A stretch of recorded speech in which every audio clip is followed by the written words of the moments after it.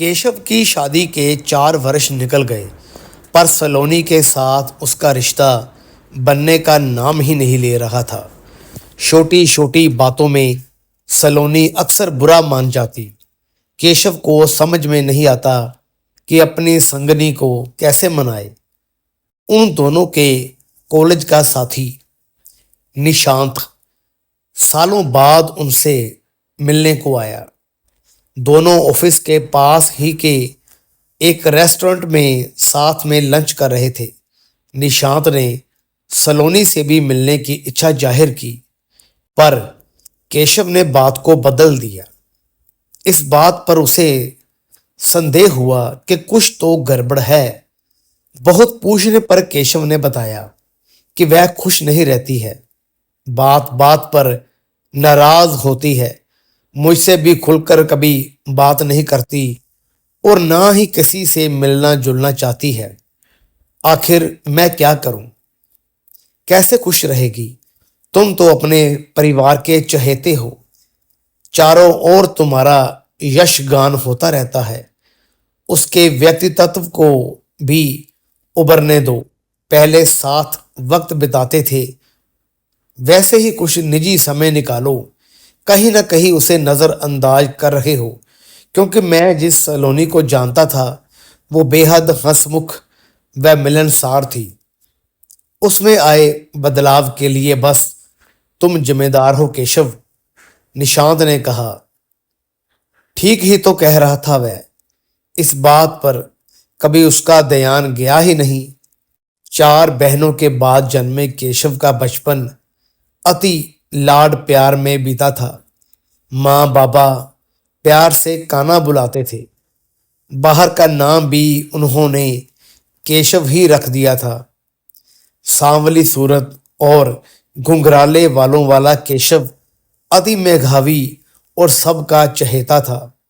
बचपन में स्कूल, फिर कॉलेज में, हर जगह उसके मधुर व्यवहार और अलग से व्यक्तित्व के कारण उसे खूब प्रसिद्ध व प्यार मिला। और हाँ, लड़कियां भी दीवानी थी केशव की, पर उसने किसी से भी दिल ना लगाया था सिवाय सलोनी के। दोनों की दोस्ती थी और शादी भी हो गई। पति के प्यार में कोई कमी ना थी, पर जताने की कला नहीं मालूम थी। ऐसे अनाड़ी साजन से एक दूरी बनती ही जा रही थी। सलोनी अपने 4 भाई बहनों में सबसे बड़ी थी। उसका कहा कोई भी टालता नहीं था। एक इसी बात ने उसे केशव के समक्ष कभी झुकने नहीं दिया। दोनों ही अपने परिवारों के बेहद लाडले थे, पर यहाँ सब केशव की ही पसंद की बातें करते, उसको ही खुश रखने के प्रयास किए जाते, जैसे उसके सामने सलोनी का कोई अस्तित्व ही नहीं है। केशव ये, केशव वो, क्या हो रहा था उसे? पहले तो उसे किसी से कोई द्वेष ना हुआ था, पर पहले प्यार भी तो नहीं हुआ था। केशव को उसकी मनोदशा की कोई भी खबर नहीं थी। वह अपनी ही दुनिया में खोया रहता। तब तो हद ही हो जाती जब केशव किसी के बनाए डिश की तारीफ कर बैठता। सलोनी को रोने का बहाना मिल जाता। मैं कुछ भी अच्छा नहीं बनाती हूँ, अब तुम मुझसे प्यार भी नहीं करते, आदि आदि। सबके बीच व्यस्त रहने वाला केशव पत्नी के मन को समझ ही नहीं पाया था। स्त्री का मन समझ सकना सबके बस की बात नहीं। उसे समझने में सिद्धहस्त तो बस कृष्ण ही हैं, एक संपूर्ण पुरुष जिन्होंने दो दो माताएं, प्यारी बहन द्रौपदी, असंख्य गोपियां, प्रिय पत्नियां और कभी विलग ना होने पाने वाली राधा, सभी के मन को समझा और सबके हृदय पर एक छत्र राज करते रहे। कहते हैं राधा कभी कान्हा से नाराज भी हो जाए तो कृष्णा ये कहकर मना लेते कि मैं तुम्हारे हृदय में हूं, अगर वहां नहीं तो कहीं भी नहीं। इस वाक्य में ही सारे रहस्य हैं। दरअसल प्यार करने वाले के हृदय में ही प्रेमी या प्रेमिका का वास होता है। अपने ही मन में सवाल भी हैं और जवाब भी, बस इसकी जानकारी उन्हें हो पाती है जिन्होंने इस विषय पर गंभीरता से विचार किया है। ज्यादातर लोग आत्म विश्लेषण ना कर औरों पर ही दिमाग लगाते हैं, जिससे परिणाम में भी नकारात्मकता ही हाथ आती है। केशव की समस्याएं मित्र समझ गया था। अनुभव इंसान को सब सिखा देता है। उसने कहा कि हर रिश्ते की एक मर्यादा होती है। एक पति पत्नी के बीच तो ईश्वर भी प्रवेश नहीं करते। इस रिश्ते के अंदर अपनी पत्नी को खुलकर जीने दो। बाहर चाहे जो भी मजबूरियां हो, पर तुम दोनों के बीच आपसी समझ व अटूट प्रेम ही तुम्हारे रिश्ते की आधारशिला होनी चाहिए। वह उन दोनों के केरल के टिकट्स बुक कर साथ लाया था।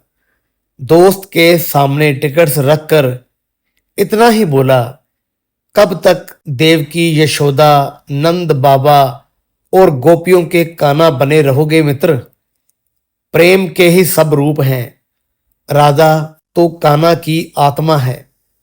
उन्हें क्यों अछूता छोड़ रखा है? अपने प्रेम की नींव रखो।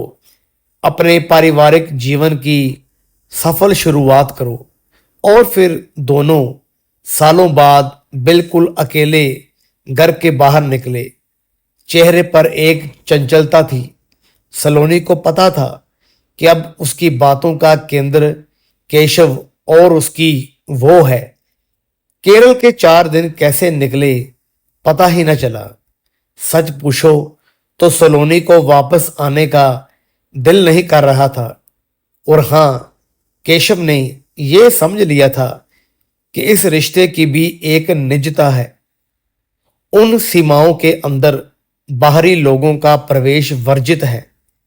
वापस घर आने पर सबको एक अलग ही सलोनी दिखी। इस आत्मविश्वास से भरी सलोनी की आंखों में फिर किसी ने आंसू नहीं देखा और जल्दी ही एक प्यारी सी नन्ही कली खिलने की उम्मीद से बंधी सलोनी फिर से सपनों में जीने लगी थी। बस खट्टा खाने की ललक में बार बार रसोई में जाती सलोनी ने सासू मां का दिल जीत लिया था। घर में फिर से कान्हा के बाल रूप के आने की खबर ने खुशियां बिखेर दी थी।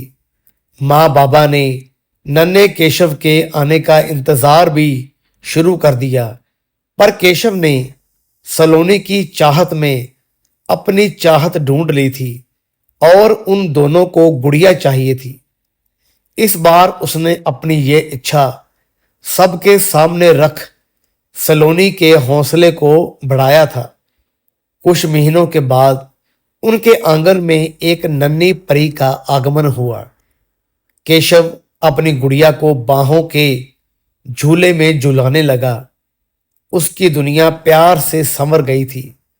हंसती खेलती छोटी सी प्यारी सी उसकी अपनी नन्ही सलोनी ने उसके जीवन को इंद्रधनुषी कर दिया था। धन्यवाद।